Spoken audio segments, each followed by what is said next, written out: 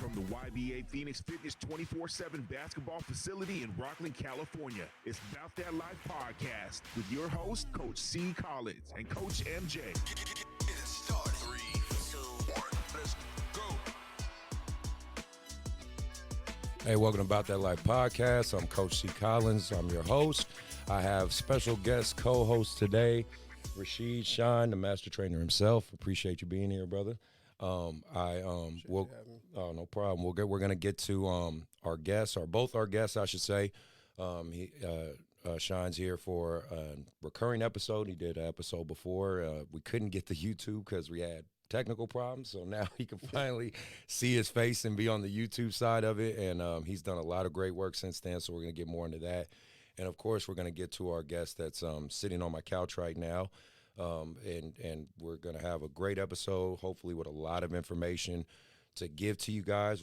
This is episode 44, so I'm really excited. I'm just going to keep pushing and progressing. And again, if you like what you're listening to, please hit that like, hit that follow, subscribe. It definitely helps me out and helps just get the word out for the show.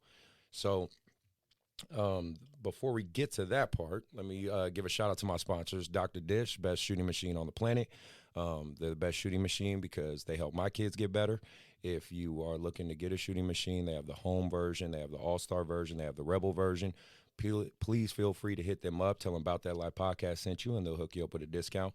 Also, shout out to Hardwood Palace. If you're looking for AAU tournaments, whether it be rec level, competitive level, intermediate level, they have tournaments for everybody out there. So please feel free to hit them up. Hit Steve or Grant. That's Hardwood Palace. Go ahead and Google that, and you'll find them, and there's links to them in the description. And last but not least, my last sponsor, Hidden Treasures Cannabis Club. I appreciate you guys and all the support you guys do. So thank you guys for supporting the podcast and sending what you there. And then my Patreon and my subscribers, man, like this wouldn't happen without you. Every day it's growing. I see it on my audio algorithm all the time.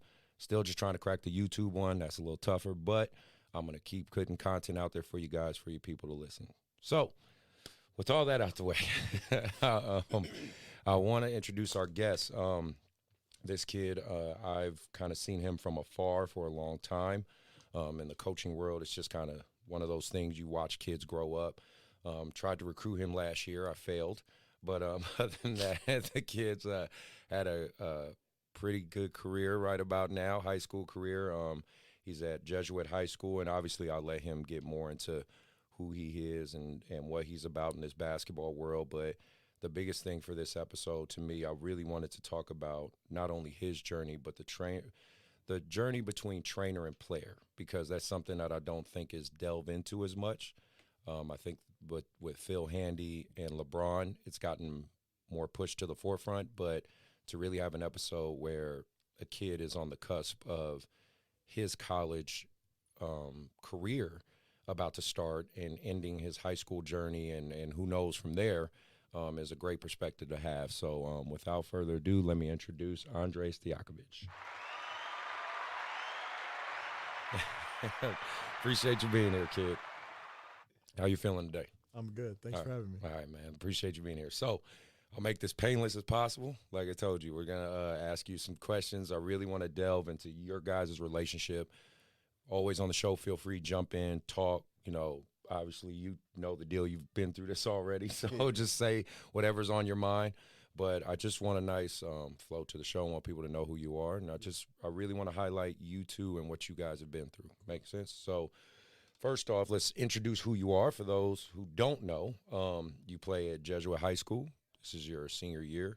You're a Stanford commit, correct? Yep. Okay. And then obviously the big deal that a lot of kids aspire to do, you became a McDonalds All-American. Congratulations to that. Let's give you an applause. Very good. No, that's very cool. Tell more people about your career. I mean, of course, you could give people your stats and your numbers and all that, but they could look that up on Max Preps, right?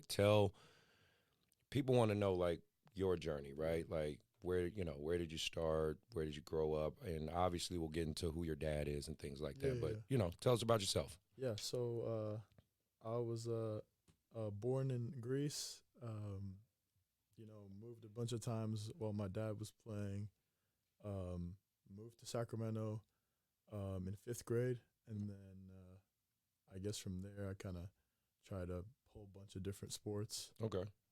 Playing basketball for fun. I played for a couple AAU teams, just trying it out, just for fun, nothing too serious. And then I guess COVID was kind of my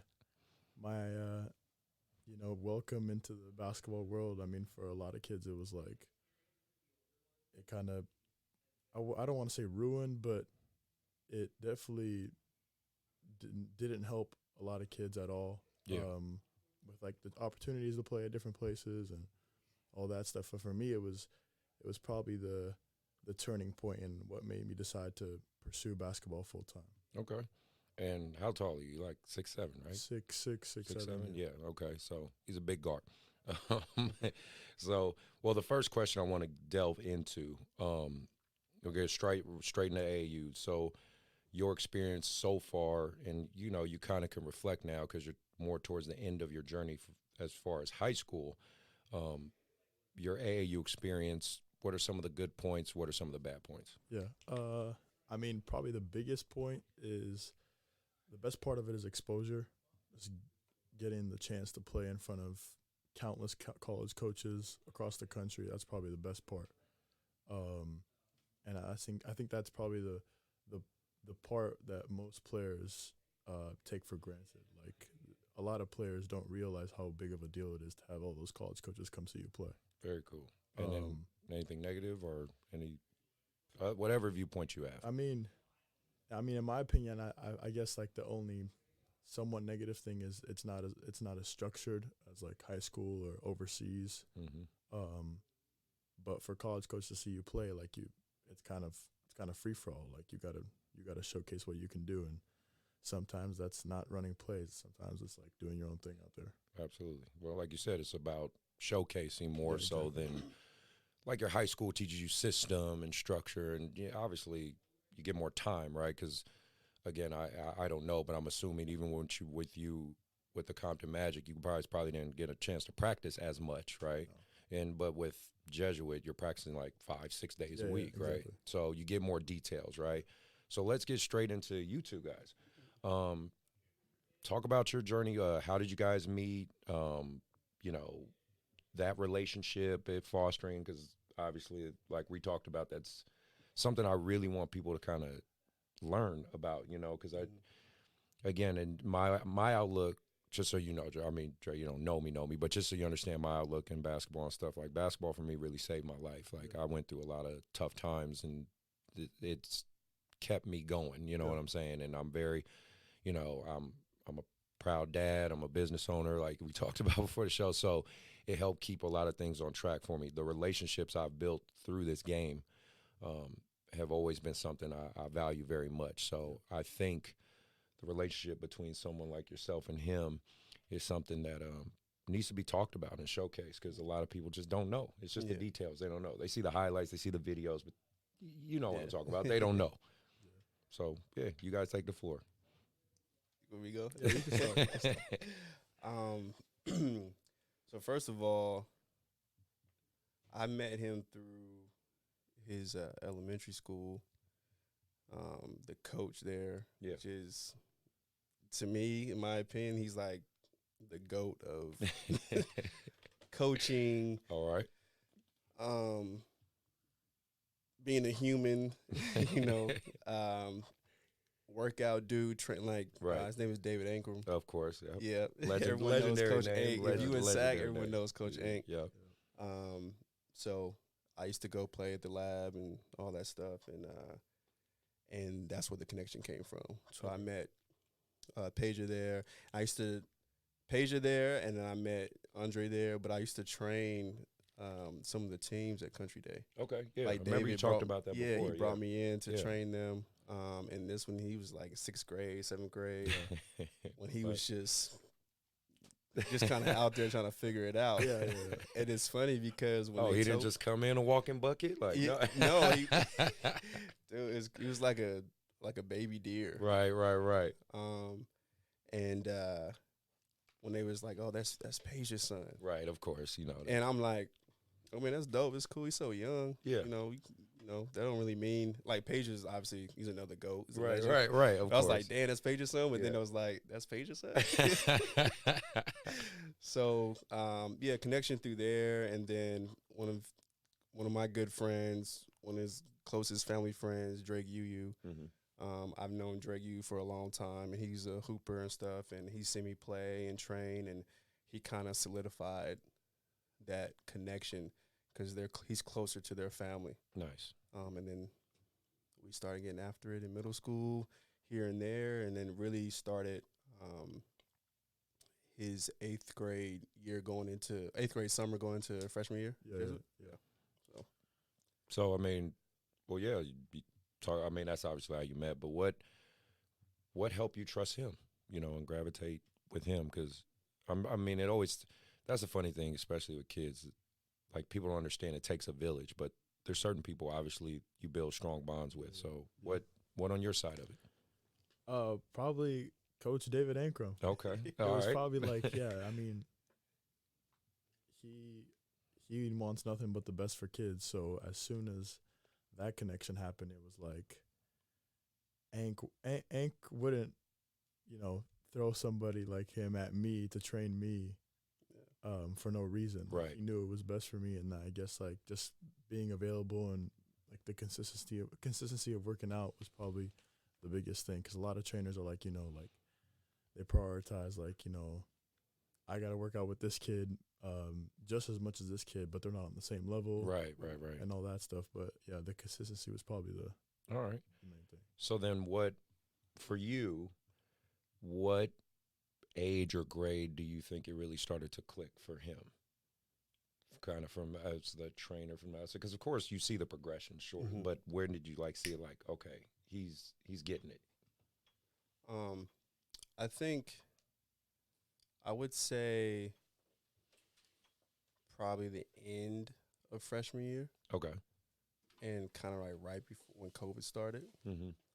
Cause like we was getting after it, Yeah, but yeah. he was still trying to figure out like, is this something I really want to do? Like how much like work Okay. does it take? All right. And then when COVID hit, and like that just really, that's when we was really getting after it. Mm-hmm. And he started to grow a little bit, and Right. then he just really like, damn, okay, I'm growing a little bit, I'm Right.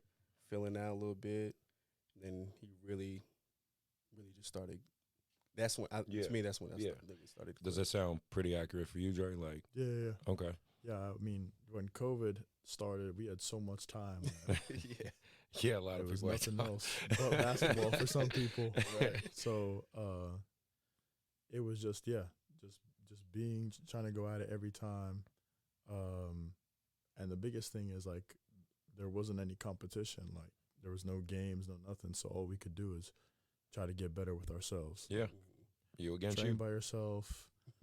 Like it was like some gyms didn't even let more than like 3 people in. It was like, so just trying to keep that self-motivation while you're by yourself in the gym every day is just, that's probably something that we got to experience together with limited people in the gym and everyone trying to figure out their own way of trying to motivate themselves. So Very cool. So outside of Dave, has there been any other coaches that you can kind of reflect on, you know, that really helped you in your journey?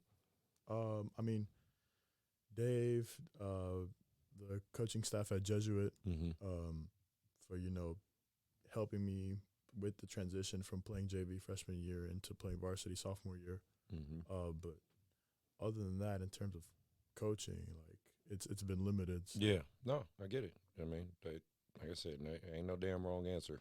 It's only the I term. do want to add, you know, him and his dad, like, Okay. really put in a lot of work too. Okay. Page's, you know, old school, and like I can he's imagine. about the work, you know. So, and I've said this before, it's like all just through my experience as a skill development trainer, all my top players that have been successful, I mean, I've been a huge part of that, but at the same time, they were self-motivated and they stay in the gym, whether it's with them or by themselves or with their dad or, you know, even with their mom or whatever, they've Right. done the extra work. Right. And I think Peja has showed Dre, like, instilled that in him. Like, you come work out with Shine, work out for an hour and a half, 2 hours, that's not enough. Of course. David Ankrum, same thing. That's not enough. You know, you got to get your 500,000 makes up. Yeah. You know, the boring stuff. The quote boring unquote. stuff. Yeah, right. Of course. But so Peja's done a lot, you know, and then definitely he's got some time in with Gus Armstead and his guys with those bigger guys bumping around a little bit, Right, you know. of course. And I think that's huge. Like, I'm not going to sit here and take all the credit because it's, like you said, it's a village. Yeah, you know. always. So I just wanted to make sure I put those other. Well, it's folks perfect out there. because you said that segues right into my next question. It's almost like we talked about this, but no, funny enough. That was not scripted, y'all. That was actually just all.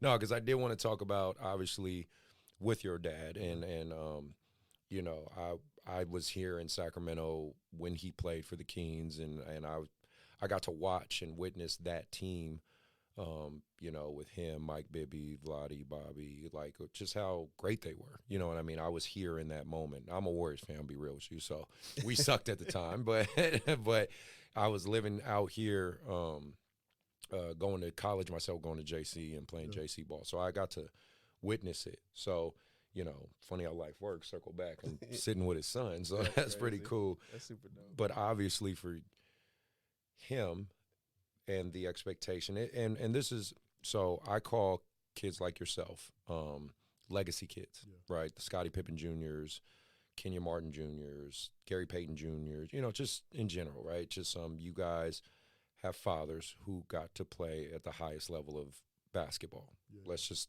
get that elephant out the room, right?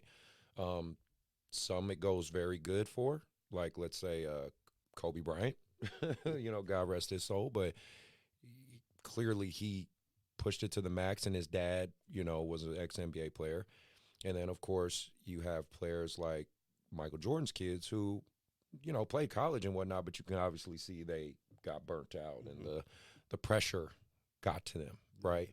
For you, how have you handled that, like, in itself? You know, because you know the comparison's going to be there. You know I'm not going to insult your intelligence. You're smart enough to understand, like, I know who my dad is. You know what I mean? Yeah. How have you been able to manage that?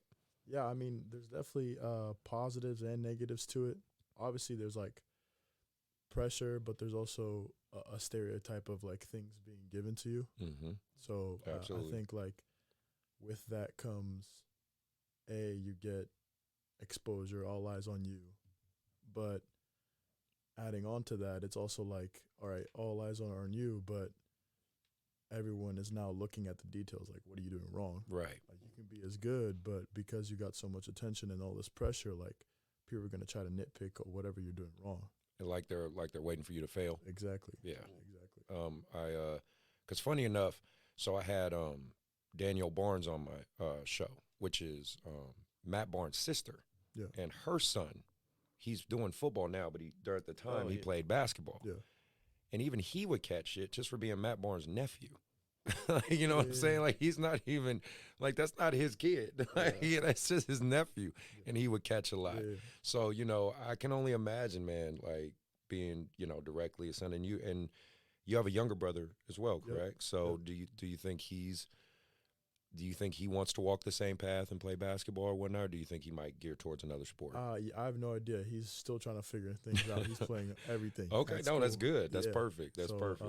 Yeah, but he definitely loves playing basketball. He loves watching basketball. He's on YouTube all day watching highlights and trying to, like, imitate the moves outside. So. And what grade's he in? Sixth grade. Sixth grade. Okay, so he's walking that same. What advice would you give him if he was, you know, sitting right here? Like, what would you tell him? Probably just, like, you know, just don't try to, you know, like, copy everyone's path. Mm-hmm. You know, like, just kind of, like, do you, I guess. Yeah, because, I mean, I look at your game and your dad's game, completely different games.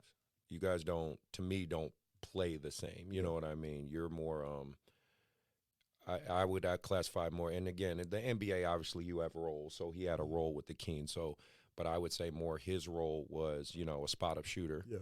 right? Your role to me is more of a scorer, Yeah. right? Like you have more of a knack to create your own shot, Yeah. you know? So I think that's a pretty cool parallel as well. Like, even though you got the genetic material, right, you're still finding your own way, you know? And so my question for you in conjunction with that, you've obviously seen his mental growth. Mm-hmm. And you know how MJ's big on that side of things, right? You know, and shout out to MJ. He's just not here because he's busy. He's not off the show. Shout out. But he, trainers kind of, we help through that process. I think a lot of people don't realize that component of it. You know, of course, we do the physical stuff, the cone drills, the tennis ball drills, blah, blah, blah. But they don't know that we really have to, like, work up here, right? We're almost like borderline psychologists sometimes, right? You know, and for your side of it, watching him go through his ups and downs, what's the mental side you could say you've seen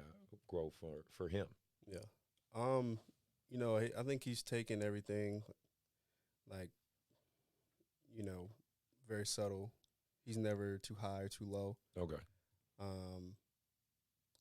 The people that he has around him, like his close circle, they're the same way, never too high or low. Right. I'm not too high or low. And you can kind of read, like, with him, I can read how he's feeling. And I always, like, all my guys, they joke me because at the beginning of every session, like, yo, how you doing? How's your body? How you feeling? I just always said, they actually would say it before I say it, you know, because I understand that mental, you know. And then, again, at least in my opinion, from what I've seen outside looking in, Peja's never, at least in front of me, have said anything to him or forced him to kind of be something. Right. You know, he's allowed him to kind of choose his path, how he wants to do it. Nice. You know, at the beginning of our training career, as we started training, you know, I met with Peja. Like, he was, like, serious about it.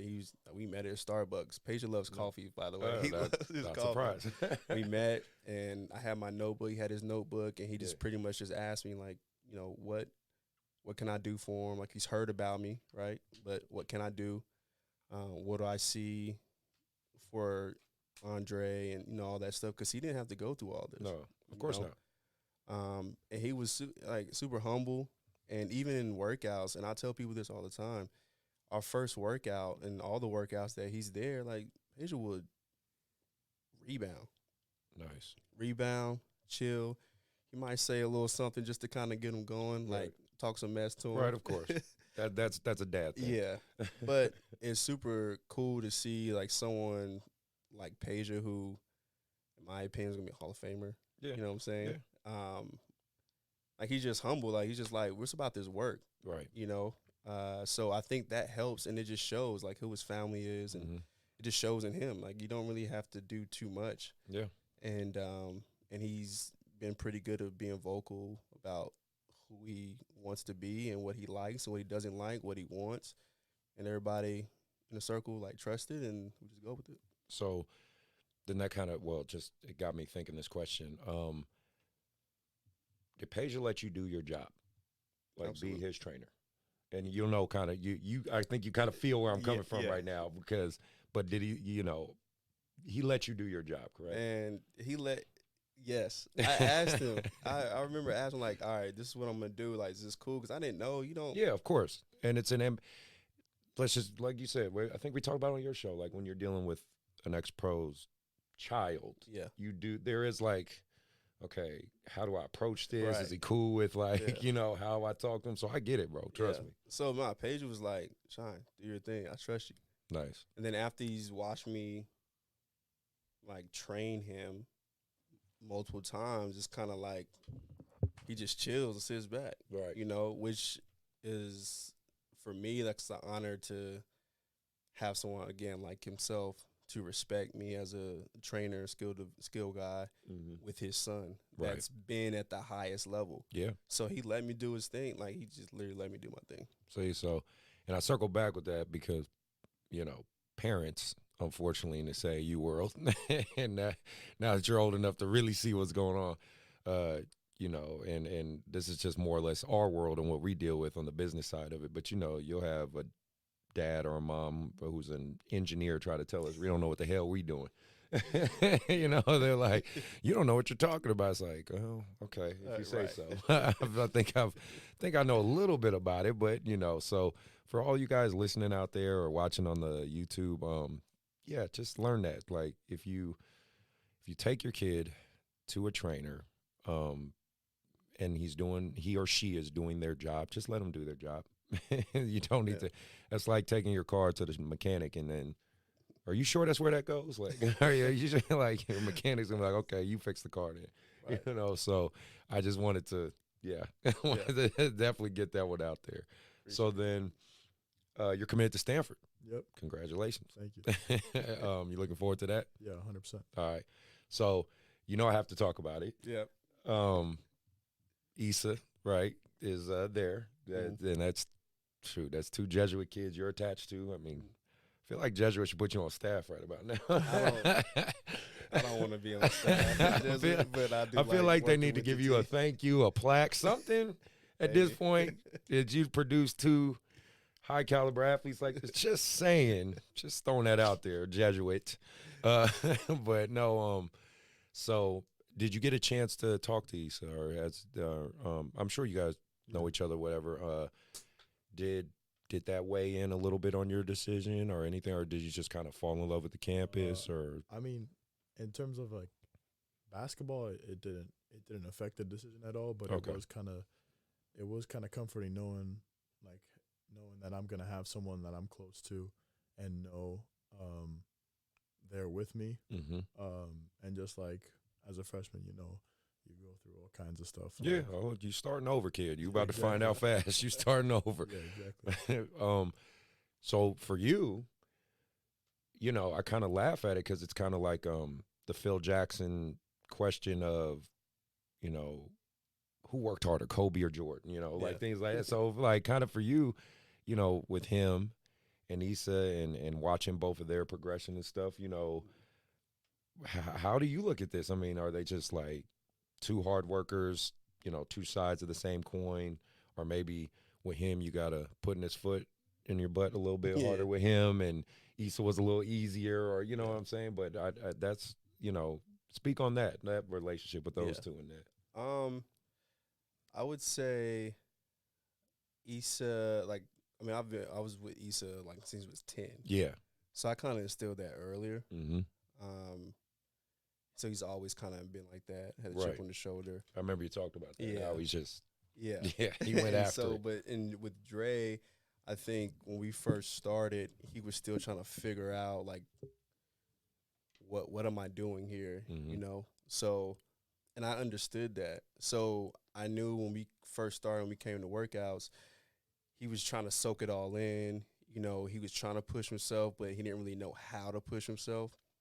And it took some time to really get him to like constantly push himself. Okay. But it was never like, yo, you're not working hard enough. Right. It was he would work hard, but then it's like, how do you get to that second gear? Right. That third gear. Okay. And that's the only difference. Okay. Nice. Well, I'm sure Stanford's gonna love to have both you guys. Yeah. So and shout out to Isa. He had I saw that highlight he had that dunk. I forgot what team it was. I can't remember. Good. Yeah, it's about good. Time. Yeah, right. It was pretty good. No, like he could do that. I mean, I don't know his stats this year, but I imagine he's. You know, this is his sophomore year, right? Sophomore year. So you know, I'm pretty sure he's working himself in the rotation. Yeah. But no, shout out to him, man. Like I said, what you've done with, you know, all the guys you work with is just a phenomenal job. You just got to give your flowers when they're there, man. So then for AAU, let's, you know, circle back to that. So obviously you went to Compton Magic and it worked out for you. It looks like you had a really good experience. And you know, shout out to those guys because they're part of the reason I'm now in the Adidas Gauntlet. They reached out to me personally and was, you know, like, hey, we really like what you're doing, Chris. We want to get you involved on this side because I was on the UA side, obviously, last year. So kind of playing devil's advocate here. This is where I'll say I'm going to grill you a little bit. You know, you're a Sacramento kid. for the most, well, pretty much for the most part, you're a Sacramento kid. You know, we kind of look at you as like, you know, a hometown kid.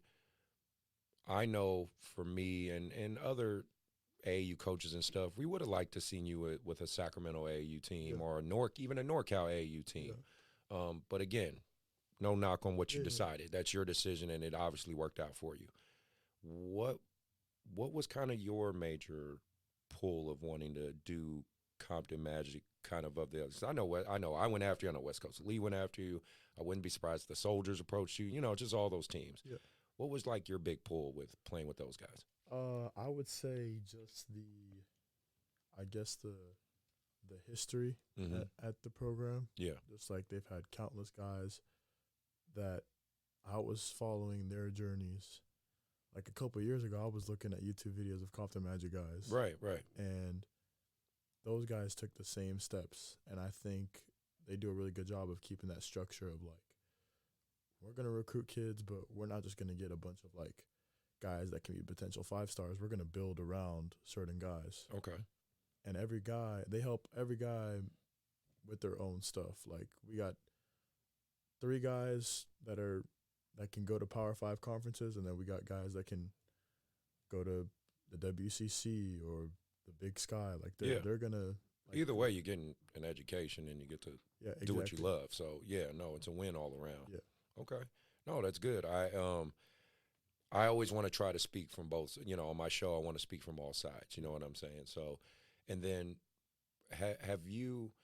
And I guess it's kind of a personal question, but I'm just saying in terms of with you and your relationship with your pops, right? Has he ever had some of those tough conversations with you in terms of like, hey man, do you want to do this or not? Or, you know, has he had to like really sometimes say, come on man, get out of bed, it's time to get to work type stuff? Or does it kind of more or less come from you? In the beginning, I would say like he pretty much allowed me to figure everything out. Okay. Just like, you know, like if you really love basketball, like you got to try to figure out yourself. I'm not going to like force anything so that was probably the best part about it. Mm-hmm. But for sure, like sometimes there are days when like you lack self-motivation and you just need that push. Yeah. I mean, oh crap. I just moved. Yo. The freaking timer went off. So, there you go. Hey, move the curtain for me. The light went off. Yeah, thank you. Appreciate it. Sorry for the technical difficulties, y'all.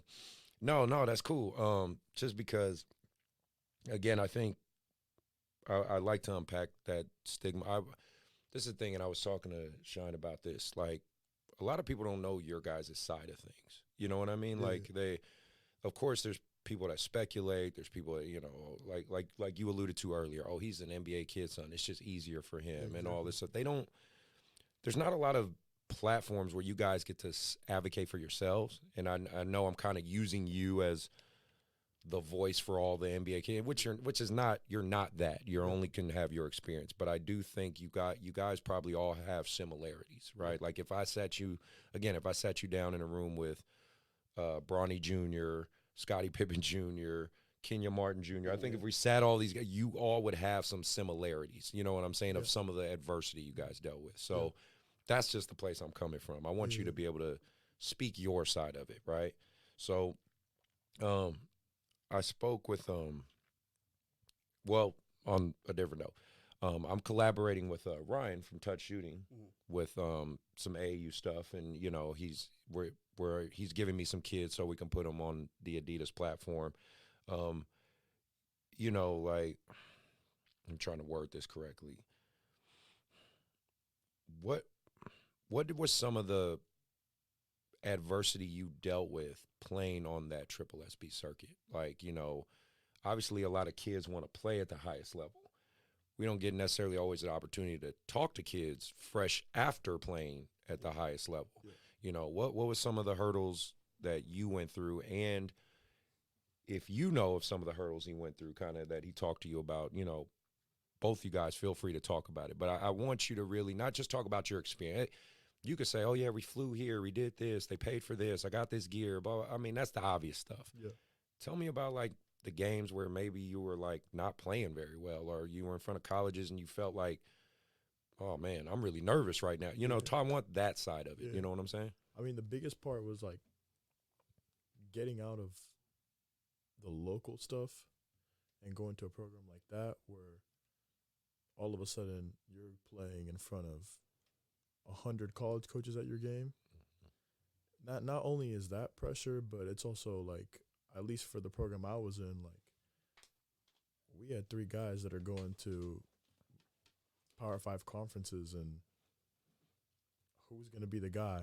Right. So we had to learn, like, Your role changes, right? the role changes. We had to learn to play together. We had to understand that sometimes it's going to be this guy having 25. Sometimes it's going to be another kid having 25. It's like whatever. And they're all about winning. Like, as much as they want what's best for the kids, like, Yeah, you got the only way the program goes up is about winning games at the circuit. So absolutely. Did you build like connections with some of those guys and yeah, stuff 100%. like that? All right. Yeah, but probably the biggest hurdle is just having to understand your role. Mm-hmm. Sometimes it's easy for players, and sometimes it's hard if you're used to being the main dude at your high school, and all of a sudden you're at a top program. It's like sometimes for some kids it's hard. Yeah. Well, and that's welcome to college. When they get to college, Yeah. that's exactly what's going to be. Sean, did you have anything to piggyback on that or seeing that? So I was able to watch a few of his games online, Mm-hmm. actually a lot of them, and I think he was actually more prepared Okay. than most kids at his age, just because, one, of the work, but two, being around his dad and him being able to go back, you know, to Greece and work with, like, that style of training and development and those pros, Mm-hmm. and I think he was actually more built for it, Nice. you know. And I can tell just from watching the players he was playing against, like, everyone kind of gets up, oh, this is Peja's son, this is, you know. Of course. You know. I saw some highlights about that.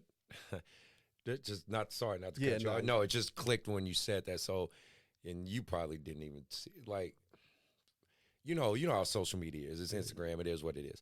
So anytime if a kid even had a remote success against you, like, they were posting about it. I'm just being real. Like, I know for you, you're probably like, who cares? Like, you're focused on your path. But, you know, as an observer, because I wasn't coaching high school or anything at the time. I was just coaching my kids and running stuff here. So I'm seeing the high school highlights. This was your junior year. I mean, if a kid scored 1 bucket on you, they made like 20 different highlights of that 1 bucket. And I'm like, they're like, oh, he's not that good. I'm like, wait, what? Like, he just scored a basket. Like, Right. you know, like, yeah, he can get scored on like anybody else. I could have, you know, so it. And it's funny because it'd be like people's parents doing it. Yeah. Like, so I'm like, okay, so is your logic is if your son was able to score 2 points on him, you could score 2 points on Peja? Yeah. Like, right. is that your logic? You know what I'm saying? So I don't know if you saw any of that stuff, but I would see stuff like that on his side sometimes. I would hear stuff. I didn't really see. I wasn't really looking at all yeah, that. yeah, Like, yeah. a lot of people, it's funny, like, when he does something and it's all over social media, like, even like my other players, Yeah. people will immediately, like, send it to me, you know, text me like, yo, and because I'm with them all the time, Mhm. and again, I'm, like, very even keeled, like, I'm always thinking, like, what's next? Yeah.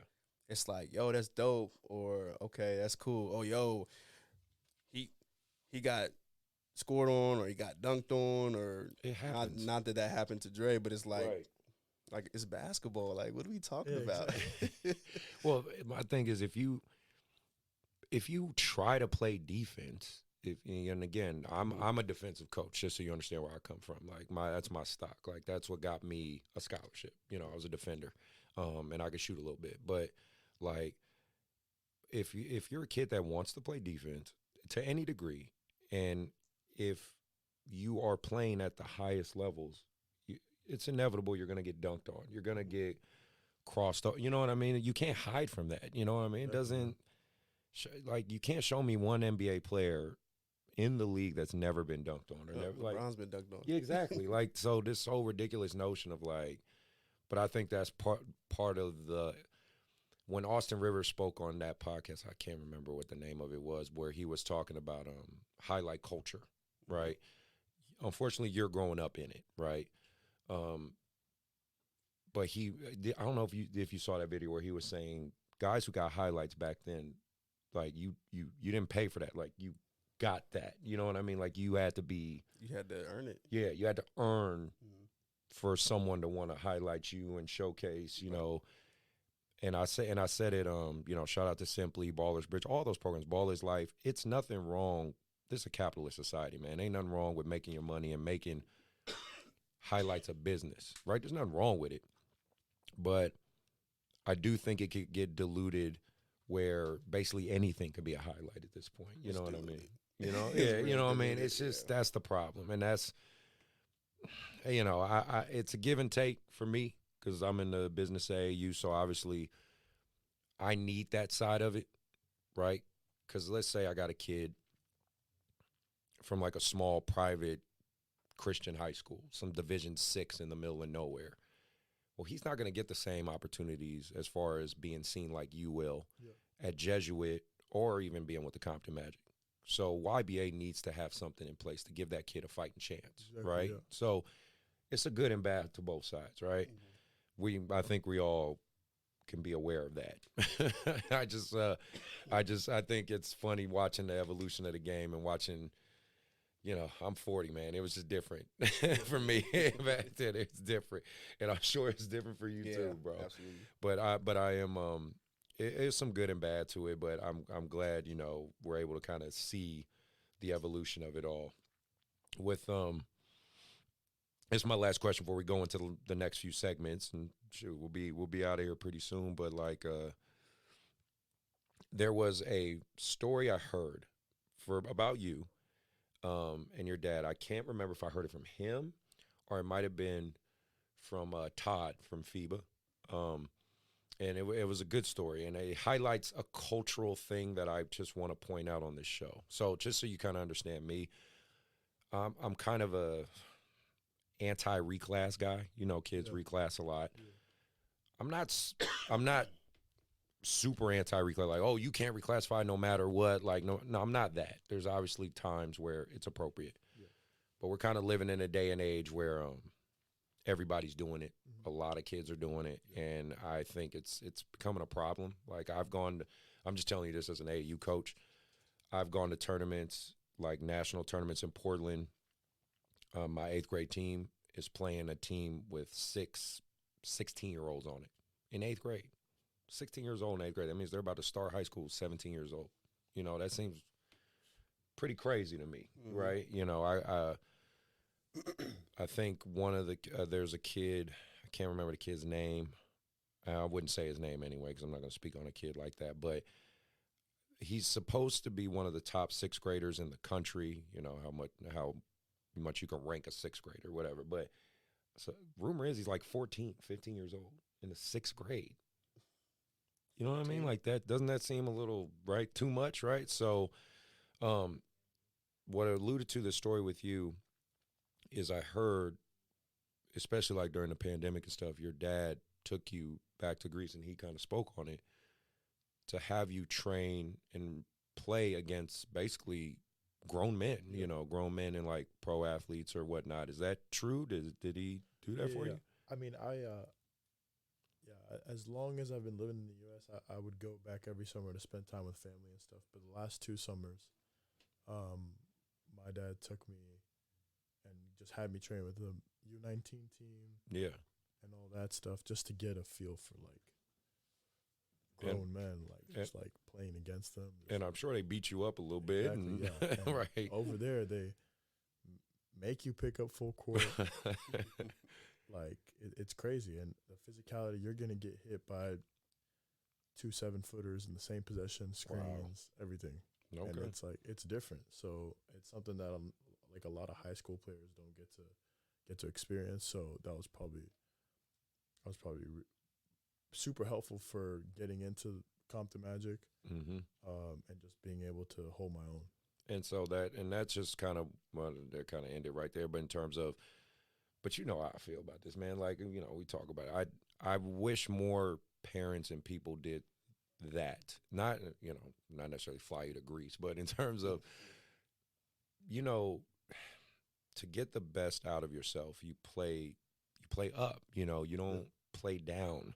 And I'm trying to shed light to that a little bit more. Like, parents, if you're hearing this, kids, if you're hearing this, like, here's an example right here for you, man. Like, push your kids, man. Like, don't go the opposite route when it gets hard, right?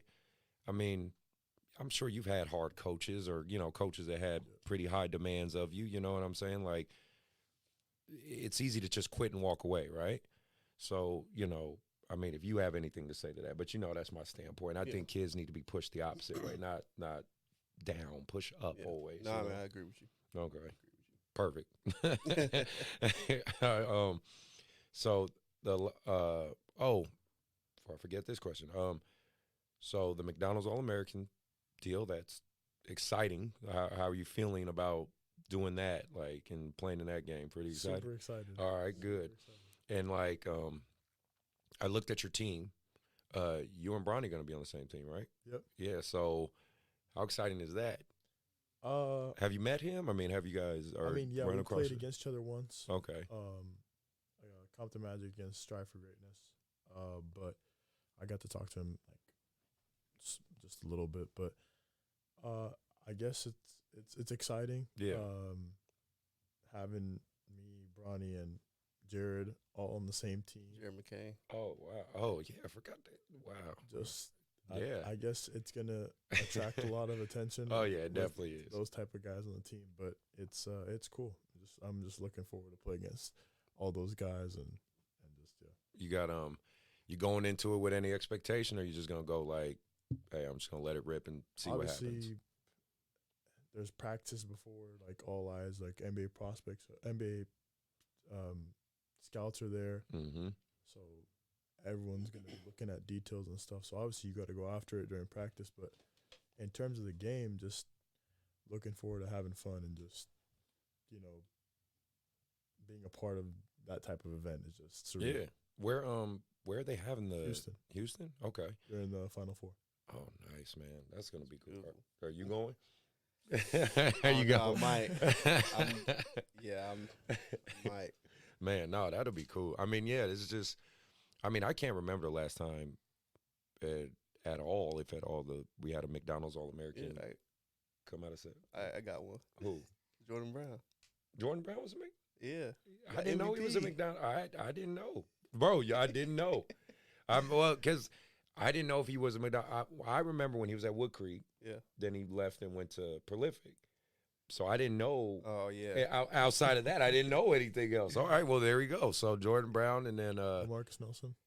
Well, yeah, I know him. Yeah. But I'm talking like when's the last time? Well, That's like in the last 7 years, 10 years. Yeah, so that's what I'm saying. Marcus was like a minute ago, Yeah, that's what I'm saying. Like, you two are the most recent in recent basketball. And like I said, that's exciting stuff. Like watching NBA players' kids go out there and get after it like that. I think that's gonna be pretty cool. That's a unique situation to be in. So, that'll be great to see. So I want to move on to hot takes. Couple things. Oh, I try, man. I try. Gotta. People listening to us talk. Gotta break it up a little bit, right?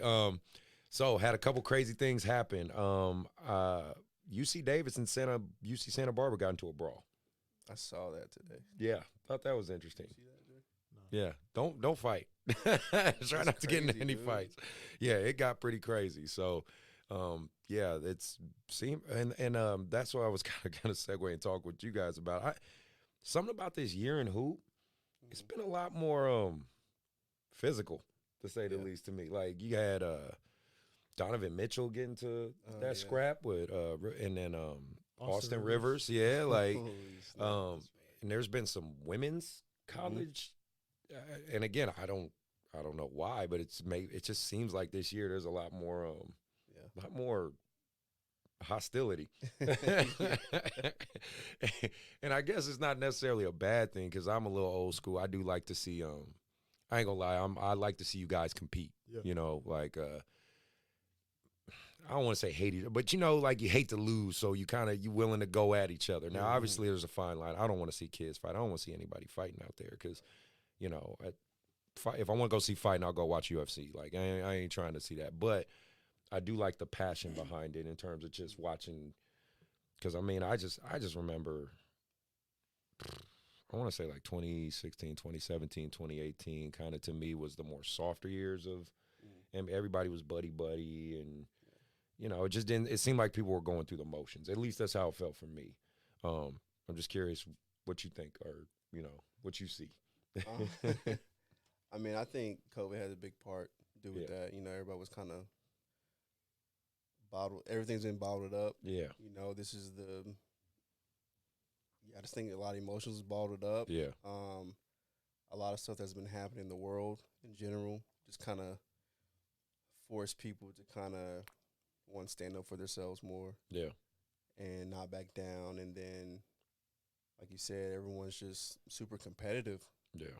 And super expressive. I think social media has allowed people to express themselves more, and it's not always a good thing. You're right. I totally agree with that. But, I mean, the positive is I think people got to find that balance of standing up for self, what I'm speaking on, how do I express it, but at the same time, don't let anybody, like, walk over me and talk crazy to me and, that type of thing. So I think it's just a mix of all that, and sometimes it just comes out a certain way. Yeah, absolutely. So, Drake, do you have a favorite NBA team? I asked that on everybody on the show. Or favorite, you can't say the Kings because, that's too easy. I love Dallas. I Oh, love really? watching Dallas. Okay, all right, perfect. So then, I was going to talk about the trades and all that, so that's perfect. So what do you think about the Kyrie trade? I like it. You like it? I love Luka. I love Kyrie. You really think that's going to work? I mean, you know me. I'm skeptical, but I don't know, but I don't know. I just like them together. After seeing them live, like last night, I think no, Kyrie's nice. I mean, there's just nothing like it. Like, the man's pretty freaking good. So, and like, all right, so you're a Dallas kid. So, what about you, Sean? You got, with all these recent trades and acquisitions and stuff, you got a favorite? I still got my Warriors winning it all. So, that's just, I'm biased. So. Well, I'm not a bandwagoner, so I stay. Not saying that's what you are. I'm from North Carolina, so I stay, repping the Hornets. Okay. It would laugh. I'm like, bro, that's. Hey, you are a true fan. Yeah, true. Because I was rocking the Warriors when we were trash. And you're not trash. Yeah. You just got youth. Yeah, we got youth. So I mean, I'm always repping them, but I do like. I'm intrigued by the Kyrie. Yeah. Okay. Luka connection. Very intrigued by it. Outside looking in, doesn't look like it's going to work as when you just hear those two names together. Right. But I think anything's possible. So I'm excited to kind of see how it develops. I'm glad I'm not the head coach. Let me just put it like that, because I'm not figuring out that algorithm.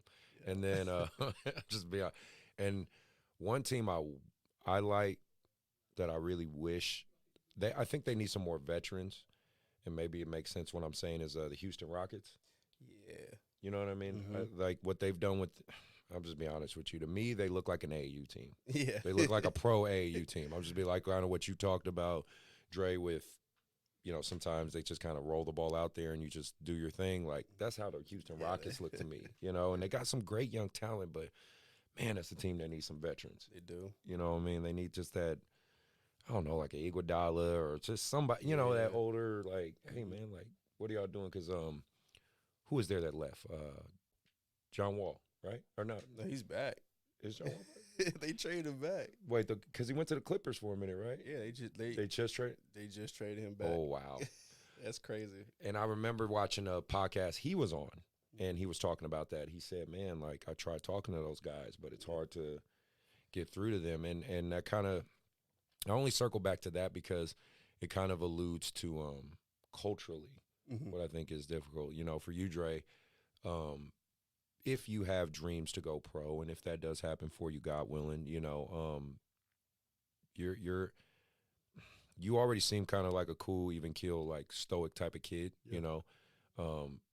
Hopefully you keep that, you know what I mean? Because let's be real. You get to the pro levels, you're gonna get a level of stardom. You're gonna get money. You're just gonna get access to a lot more, where it's easier to become distracted. And you know, nowadays, man, I look at the NBA. It is hard to say sometimes if guys value winning more than money anymore. You know, like Jalen Green and those guys, fun to watch. They'll get you some good highlights, but what's their record? I think they're one of the worst in the NBA, and you know, it's just as an older head, it's tough for me to watch because it's like you see the potential of those guys, right, and you want to see them succeed, but they just don't have the leadership. And you can't blame it on the coach because the coach can only do so much, especially at the pro level. So, you know, heed that warning. when you move up in those levels, you know what I'm saying, keep your head on straight. And I hope for you, like I do any kid I talk to or coach, you value winning, you know, because losing sucks. So I don't care what level, you know, you can go cry in a bag of money, but losing sucks. I'm assuming you hate to lose too. Exactly. So, you know, shout out to anybody listening on that one. I got a few more questions I want to talk about with my current events. Playoffs starting for you. First game, like we talked a little bit about this before the show. You got Monterey Trail, right? For you, obviously, I believe every kid wants to win state. You know, that's always kind of, it's funny enough, like you can have some of the most talented careers, but like winning a state ring is really hard. I actually looked up the statistics. It's a very low percentage of overall basketball players that win a state championship. You know what I mean? Like I looked from the top down. I was looking at pros who won a state championship, and I think it's like 1 point something percent of NBA players. And then you go to D1 colleges. I was somebody did the work. You know, this your last shot at it, man. What are your thoughts, or what do you know, what's the game plan? What are you thinking? Yeah, obviously it all depends how we do in sections, whether we're going to be in open division or D1 for the state tournament. But I mean, no one believes in my team more than my team. Good. So I think we can go for it. I think we're good enough. He's on fire. That's the right mess. That's exactly what I should hear from you. Well, what for you personally, what do you do to stay motivated? This is a long season, obviously, you know, between your high school and now you're rolling into, like you said, sections, playoffs, you know, state. I mean, I believe the last game, if you make it all the way to the end, is like March 15th, 10th. Okay, so, yeah, how do you keep going? You know, what keeps you going? Reminding yourself what the prize is. Okay. Just being a part of a historic season. I mean, especially like a team winning D1 state from Sacramento. Like, it's usually a Southern California team. So yeah. Westchester beat me. I actually made it in state years ago. Westchester, they had Trevor Ariza on their team. He's pretty good. Yeah. He was pretty good. But yeah, just being like, you know, like your name's ingrained in that state title forever. Yeah. So just reminding yourself of what you'll be remembered as when you win something like that is just probably the motivation. Do you like talk to your teammates and stuff like that? I All mean, the if you time, guys, okay, all right, you guys basically keep each other pretty accountable. Good. So Shine, for you, the point that you're at now, which, you know, again, I always give you tons of praise, and I'm always going to do it, bro, because I respect what you do, and I appreciate it as a guy who's in the same field. Essentially, we're work colleagues, but you know, you have this list now of athletes that have very extensive resumes, and of course now, and you can speak on this if I have it wrong, I'm assuming some people come to you and say, Okay, turn my kid into Dre. All right, you know. All right, turn my kid into Isa. Dude. All right, turn my kid into Jordan Brown. Okay, turn him into Kai Huntsberry.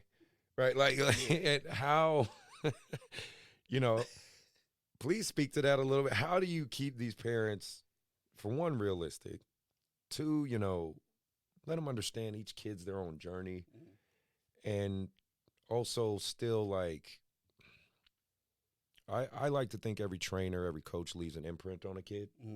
You know, there's kids who I don't coach anymore. I still think I left an imprint. Like I was watching Kai's games the other day. Yeah. And, you know, I coached him for years, you know, and the way he plays defense is still the same way I taught him when he was, you know what I mean? so Like it's dope. still the same. That's And it's, so it's dope. for me, it's fun to just that little bit, you know. How do you respond to this? I mean, how do you talk to the parents? How do you kind of keep them grounded? Like, you know, it's easier now because I'm wiser. Before it's just like, what are you talking about? And it's funny you said like I've literally had a dad last year try to get me to train his son and compared him to Andre. Said that he's actually very similar to Andre. He's just younger. And then he tried to explain the moves that he does, that Andre does. Like, yeah, he does the same thing. And I was like, okay. All right. So then he comes to training. Don't tell me he couldn't even like shoot a layup or something. Dude, he came to training and it was just like just total opposite, man. It was just, bruh. So I found ways to express that, the realistic. Yeah, Sound effect. I am. you I am. I got a sound effect just for that. Yeah. Let me see. Stop the cap. Is that what you said? That's what I said in my head. That's what I wanted to say when he said Yo, that to you. It's crazy when he said, I'm like, all right, man. So I know I get that all the time. Right. I've literally turn him into this player, turn him into that player. And it's like, y'all don't understand how much time was invested, especially if they're like a junior in high school, senior in high school. It's like, oh man, it's so hard. Yeah. Oh, bro, I So feel I know what you're talking about. But I figured out ways to express it and to like, listen, one, I'll tell straight up, they're not going to be, your son and your daughter's not going to be this player. Mm-hmm. They're going to have to kind of develop their own way and path. But what I can do is put them through some of the similar things. But it's up to them. Like, are they going to work out on their own? They're going to do all the stuff that these guys, these older players and young ladies I work with done, you know? And then also it's just sometimes like Dre has other gifts and talents that he has. Right? Yeah, that you're born. That's why I say the genetic material. You can't. Is it fair? LeBron James is 6'9" and aging like, backwards. Like, is that fair? No. I mean, that's congratulations. He won the genetic lottery. Yeah, like, exactly. You can't. You know what I mean? So, no. So that's pretty much how I do it. And some parents come around, they realize it, and some don't. Some still live in La La Land, which is what it is. Right. But I've been able to kind of like smooth that out a lot better than I used to be able to. Because it's just like I didn't know how to even respond. Like, what? Are you serious? Right. Yeah. And I don't know, your story and mine are probably similar in that because the area I'm in Rockland, Lincoln, Granite Bay, and I think parents have a misconception of how sports works, sometimes. And it could be indicative of the culture. I think we talked about it with MJ with your episode. Like, you guys live in a swipe right, swipe left culture. You hungry, Uber Eats. You know what I mean? You want to watch a movie, Netflix, right? Like, we had to actually go to theaters. Like, you know what I'm saying? So trying to get parents and even kids to understand the process of sport hasn't changed in terms of the work, right? The technology has evolved. the understanding of the human body has evolved. Sports science has evolved. Everything for sure has evolved. How you can take care of your body. I mean, LeBron James is a testament to that. I mean, Jesus, the fact that he can still, that's I'm like, man, this dude's only a few years younger than me. Yeah. And I'm feeling 40, so I'm like, man, I think I try to take decent care of myself. So I'm like, he's shown the blueprint of like, hey, if you want a long career, invest in this. This is a possibility, right? But even still, the work doesn't change. That doesn't change. The work doesn't change, and I, that's why a big portion of why I wanted you on the show, man. I wanted people to understand, like, regardless of the things, the natural gifts, I'm guessing you had to put in work, day in, the day out. A lot. Right? A lot of work. And did you want to speak on that a little bit? Or I mean, what you basically said, it's the principle's the same. Yeah. I mean, if like technology, gym access, it's evolved. If anything, it's easier to have a platform to work. Mm-hmm. The only thing that is a negative is just the pressure and outside noise. Right. From social media. But other than that, gym access is easier nowadays. Mm-hmm. Every kid has a gym. So there's really no excuse, but there is a lot more distraction. Yep, absolutely. So before we go into the last few things, I wanted to talk about CIF because I'm sure you've seen some of the stories of kids, and I even did it a little bit on my Instagram and stuff, talking about like Kiku Parker, how he got his senior year stripped away at first. Mm-hmm. You might have seen some of this amongst your peers, like kids, going to schools and coaches keeping that kid from playing their varsity years and things like that. I don't think it's right, me personally. I don't think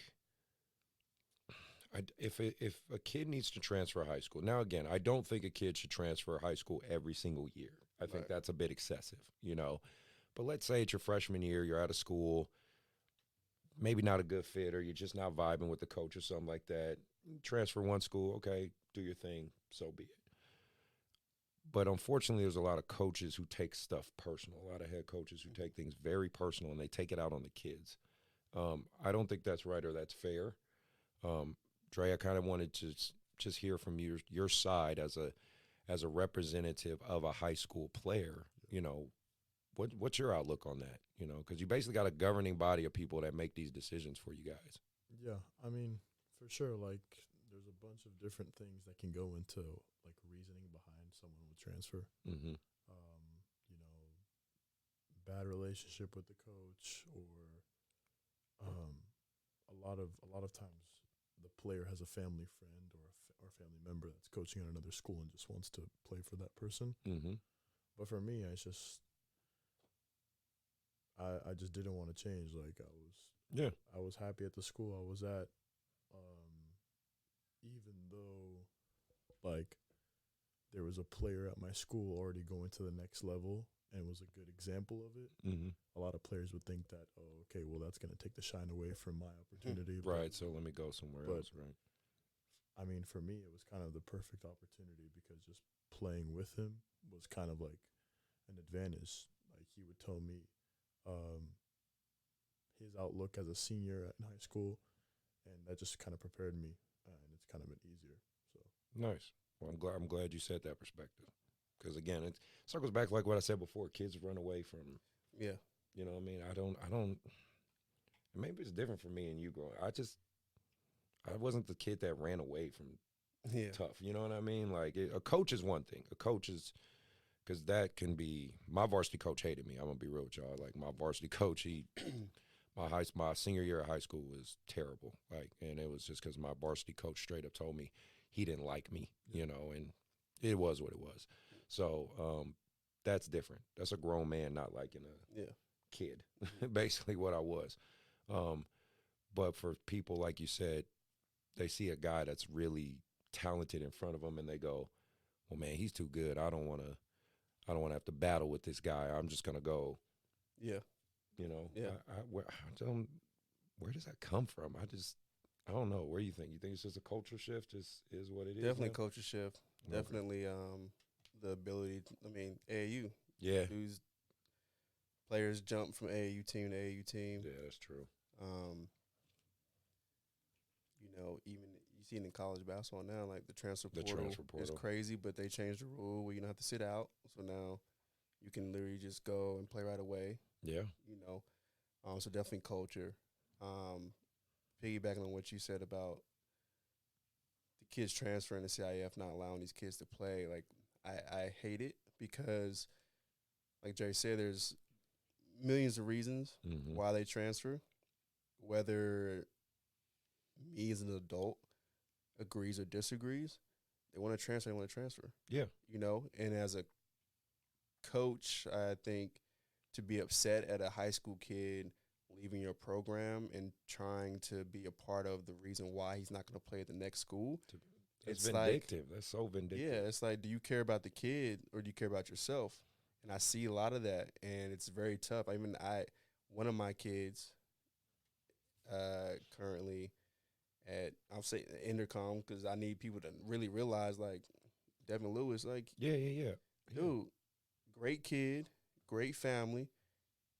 He transferred, from schools, and he has his reasons.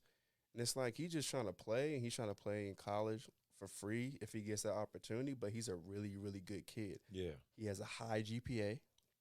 That's the other thing, too. Like, he has a high GPA. Again, his family's great kid, stays out of trouble, works hard, and now his senior year is just completely gone because whether the old school, previous school coach has said stuff to CIF to prevent that, or CIF is saying no. It's like, dude, like, where do you? I don't think it's right. I disagree with it, and there's there's 1,000 of kids that have had that happen. That same story, and I just disagree. It's just like. It's that ego, like adults, we got to let that ego go. And again, it's like, because coaches, especially high school coaches, and this is just my personal opinion, I do think a lot of them try to portray an image that they don't always live, and it bothers me because I'm very, I like to think I'm very authentic. I am who I am, good, bad, or indifferent. You know who Chris Collins is, right? Coaches will say, I care about the kids. I want the kids to be the best. The kids are what matters. Your star player transfers. Oh, no, I don't want him to play. I'm going to do everything in my power to stop him from playing. It's like, well, I thought the kid was what mattered. Right. Like, imagine if you could do that in AAU. You know how fucking crazy that would be? Like, if you could have a governing, vindictive body of AAU people that, like, stop kids from playing because they transfer teams. Crazy. Like, again, for me, I don't hate on kids if they want to go to another program or like I said, I recruited him, he declined. I don't hate that, It's just more power to you. All I can do is focus on what YBA can do. That's all I can focus on. I can't focus on what every other program's doing out there. But if they're doing at least what I would think is right by the kids, more power to them. Yeah. So I don't know, man. Maybe it'll be a shift one day. Who knows, man? The NCAA change. Maybe CIF will change one day. I don't know. Yeah, I don't agree with it. Crazy. I got. Huh? Yeah. My bad. His yeah. Peja was hitting him. I was like, just let him know. Yeah, we got maybe like 15 more minutes and get him out of here. Sorry about that, man. No, don't apologize. He's a kid. School night. Yeah, no, I just want to make sure. I got like 2 more questions and then we're good. Yeah, that's all good. That's why circling back with varsity coaches having issue with trainers and AAU coaches. I don't know if you've ran into that. I know I have. Yeah.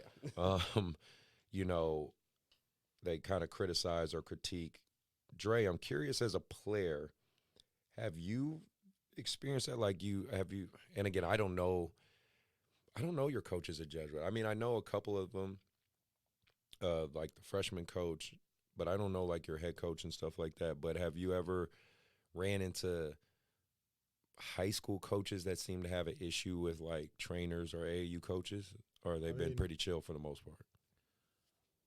Obviously, there's like coaches like that are against training with skills trainers during the season. Mm-hmm.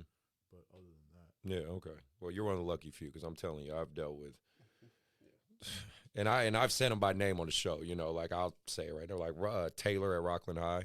Oh, he can't stand me. He like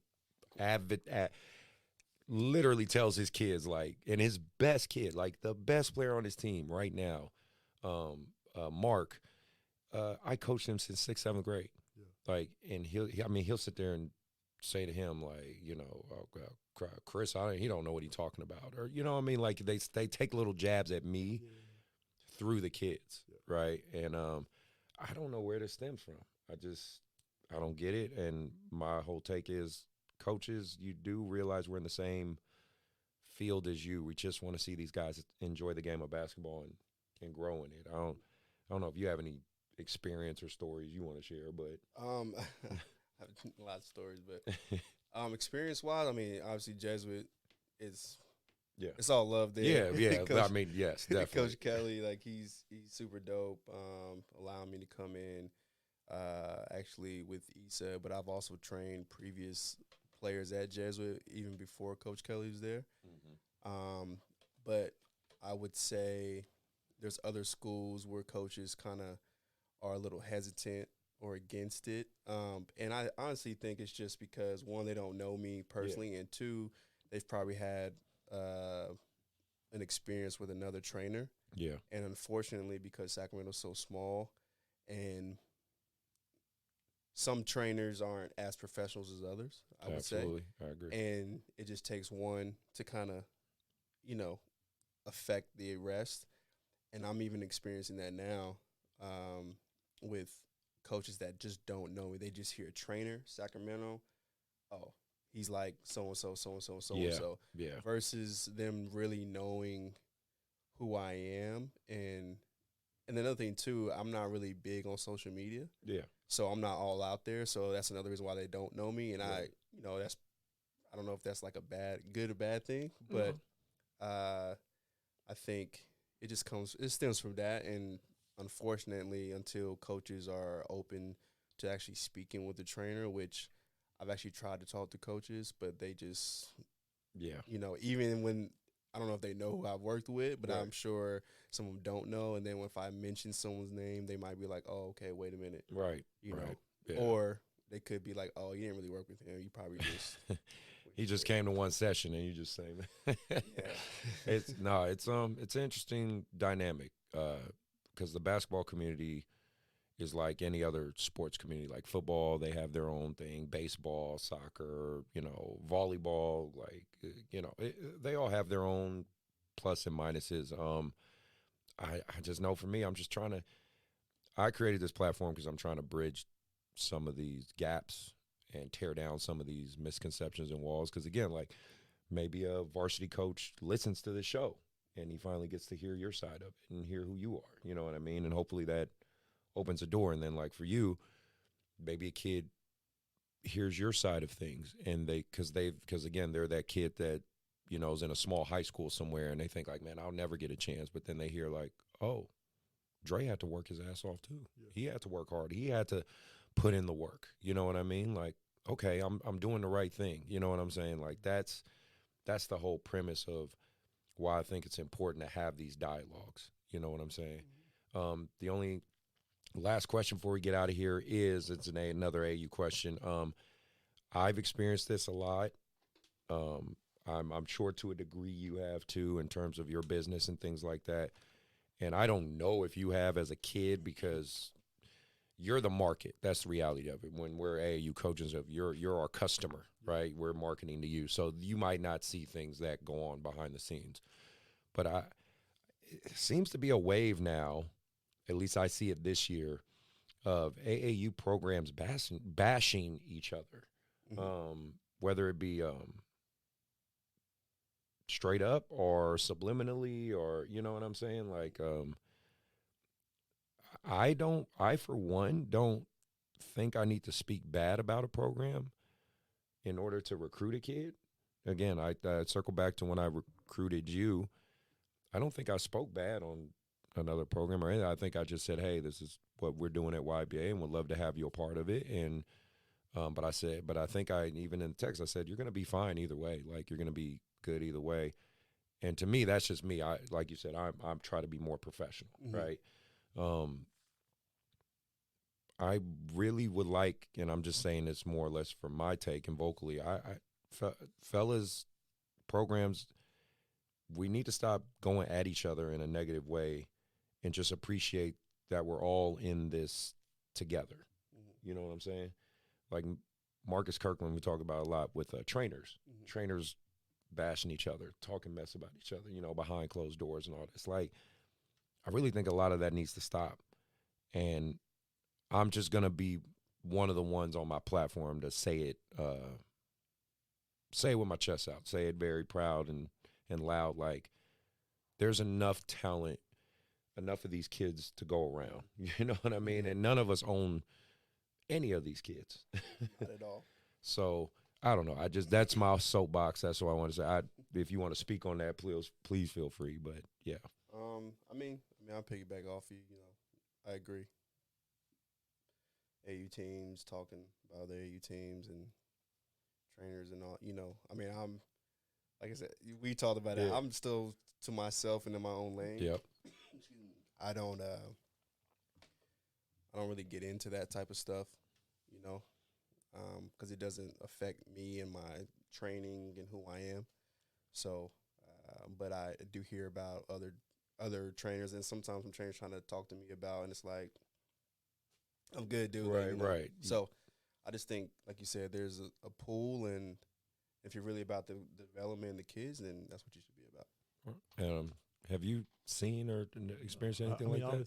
Obviously, there's rivalries in like AU circuits. Yeah, in the game, yeah. But there's no like bashing other programs. Well, that's good. That's good you didn't experience, because I've just been seeing a little bit about that going on. And again, I'm from a different vantage point than you, right? You're the player, I'm coach, director, or whatever. Like, so I see that a lot. And I just want to say in this episode, I don't want to see that anymore. You know what I mean? Of course, on the court, you go at each other, you compete, you get your rivalries. That's dude, I'm YBA, trust me. Everybody in this area wants to be YBA, which is fine by me. Like, I love being the bad guy in that capacity. But once the game's over, I'm Chris Collins' dad. You know, I'm Chris Collins' trainer. You know, I'm always thinking of the business side of things, but I try to pride myself on being approachable and trying to talk to people and get to know the people and hear their stories. So that's a big thing for me. Before we get out of here, did you have any last words of wisdom, shout outs? You know, if you make it to the league, I'm one of the first guys to interview you. So I want to be able to sit here and anything you got to say, the floor is yours. I mean, not really. Typical kid answer. Shout out my mom. That's good. But yeah. What about your dad? Shout out my dad too. All right. What about you, Sean? Anybody or anything? Any closing words?